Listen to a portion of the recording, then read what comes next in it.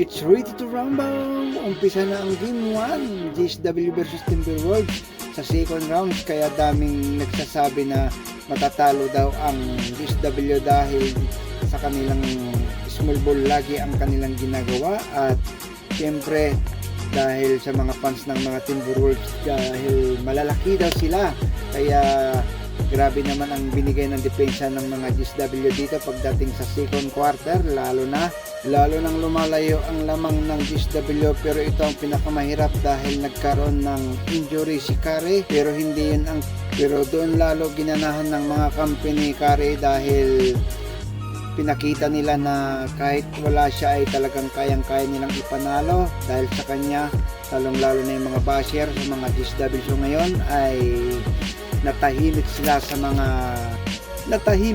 mga ginawa ng GSW, lalong-lalo na nung nasa fourth quarter ay talagang tinambakan lang naman nila si Timberwolves, at doon natin makikita sa game 2 ulit dahil si Curry ay talagang magpapahinga po. Sa game 6 pa ang kanyang balik, kaya medyo mahirap yung kanyang injury dahil hamstring sa grade 1, kaya mga game 6 pa siguro siya babalik dahil alam mo na, dahil mahirap yun dahil punit yung kanyang muscle.